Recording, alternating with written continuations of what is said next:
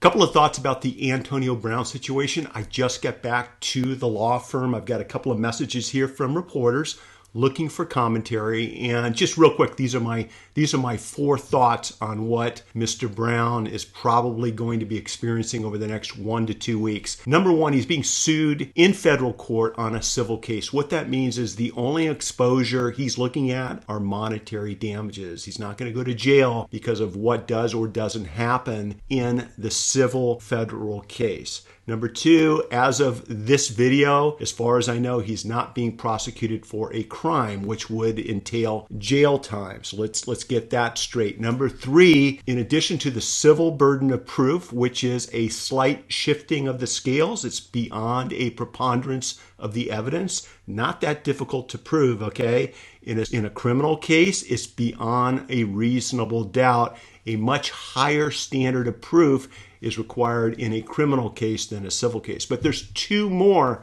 standards or issues that I think everyone needs to be made aware of. And that is the NFL is not bound by the civil or criminal rules of evidence, rules of procedure, or remedies. And what I mean by that is the NFL can pretty much do what it wants to do if it finds that Mr. Brown did something wrong under the terms and conditions of the collective bargaining agreement. The NFL can penalize Mr. Brown, suspend him, fine him, pretty much do what they want to do if they feel like he's done something wrong that violates the collective bargaining agreement of the NFL. We also have the Belichick rule, and that is when you're playing for New England, there's a completely different set of rules. You're either part of the team and you play by the rules or you're gone.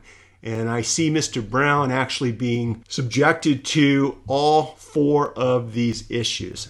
The civil case, which was filed against him that he needs to deal with. The criminal case, which as far as I know does not exist. If it hasn't been filed yet, it probably won't be filed. I don't know what he did or didn't do. I don't know who's telling the truth and who's not telling the truth, whether or not this was consensual sex or not. I'm just talking about the legal side of things.